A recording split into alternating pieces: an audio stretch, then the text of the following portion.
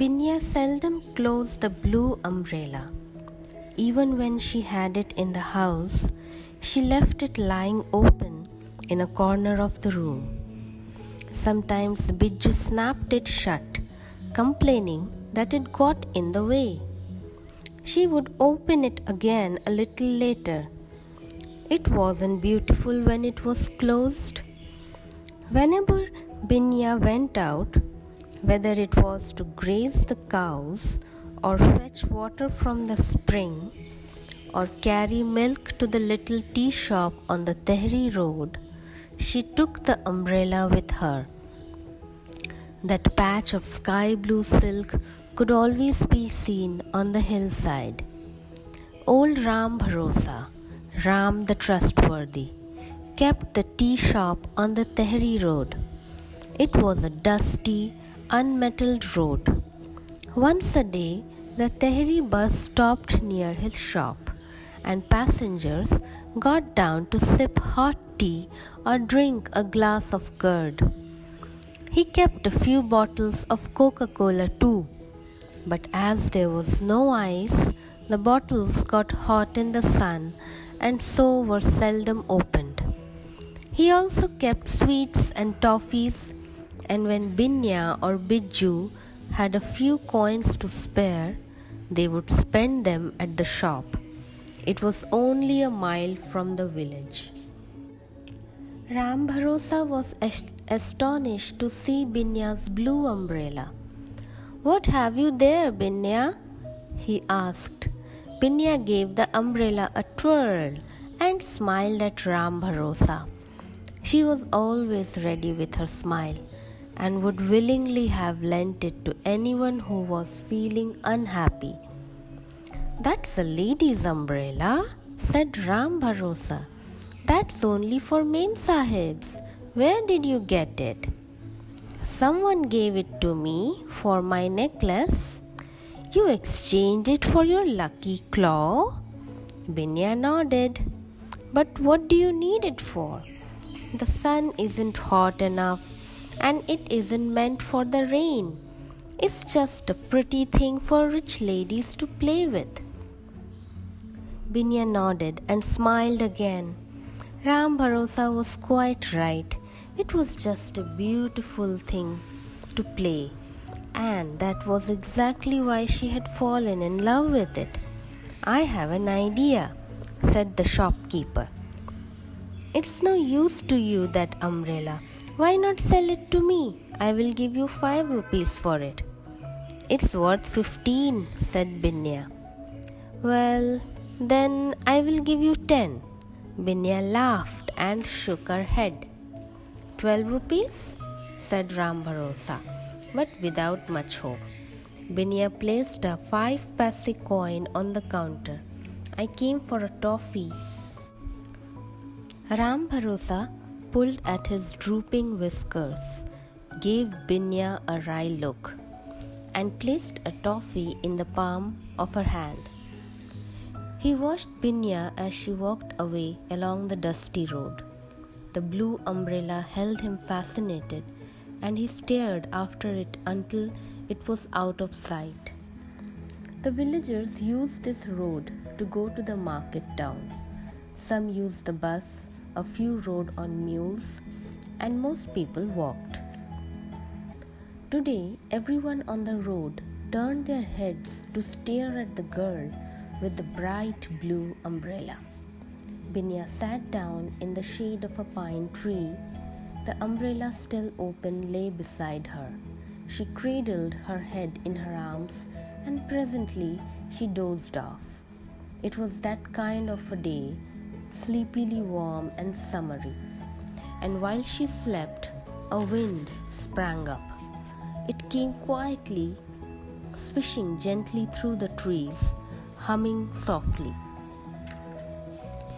Then it was joined by other random gusts, bustling over the tops of the mountains. The trees shook their heads and came to life. The wind fanned Binya's cheeks. The umbrella stirred on the grass. The wind grew stronger, picking up dead leaves and sending them spinning and swirling through the air. It got into the umbrella and began to drag it over the grass.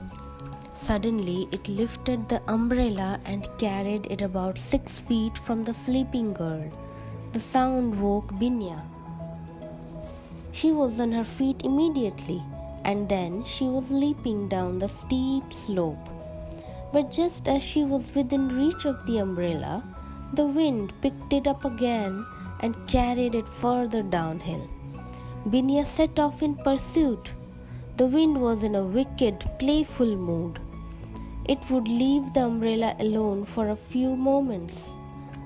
But as soon as Binya came near, it would pick up the umbrella again and send it bouncing, floating, dancing away from her. The hill grew steeper. Binya knew that after 20 yards it would fall away in a precipice. She ran faster, and the wind ran with her, ahead of her. And the blue umbrella stayed up with the wind. A fresh gust picked it up and carried it to the very edge of the cliff. There it balanced for a few seconds before toppling over, out of sight. Binya ran to the edge of the cliff. Going down on her hands and knees, she peered down the cliff face. About 100 feet below, a small stream rushed between great boulders. Hardly anything grew on the cliff face.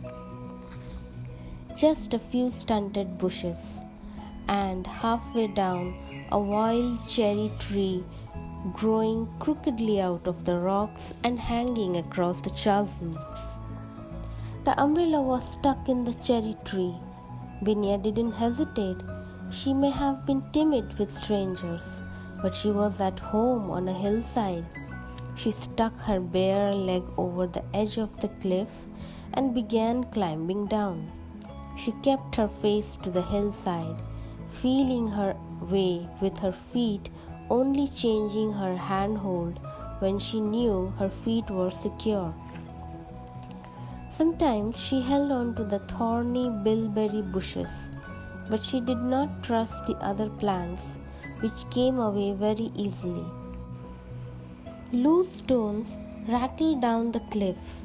Once on their way, the stones did not stop until they reached the bottom of the hill, and they took other stones with them, so that there was soon a cascade of stones, and Binya had to be very careful not to start a landslide.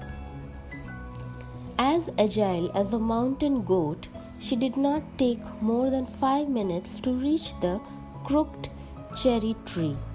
But the most difficult task remained. She had to crawl along the trunk of the tree, which stood out at right angles from the cliff. Only by doing this could she reach the trapped umbrella. Binya felt no fear when climbing trees. She was proud of the fact that she could climb them as well as Bijju. Gripping the rough cherry bark with her toes and using her knees as leverage, she crawled along the trunk of the projecting tree until she was almost within reach of the umbrella. She noticed with dismay that the blue cloth was torn in a couple of places. She looked down, and it was only then that she felt afraid. She was right over the chasm, balanced precariously about 80 feet above the boulder-strewn stream. Looking down, she felt quite dizzy.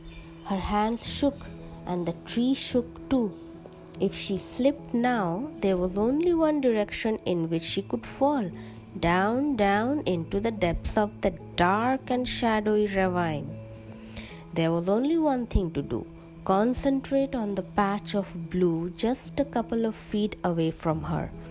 She did not look down or up, but straight ahead, and wheeling herself forward, she managed to reach the umbrella.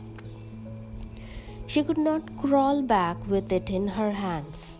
So, after dislodging it from the forked branch in which it had stuck, She let it fall, still open, into the ravine below. Cushioned by the wind, the umbrella floated serenely downwards, landing in a thicket of nettles. Binia crawled back along the trunk of the cherry tree. 20 minutes later, she emerged from the nettle clump, her precious umbrella held aloft. She had nettle stings all over her legs, but she was hardly aware of the smarting. She was as immune to nettles as Bijou was to bees.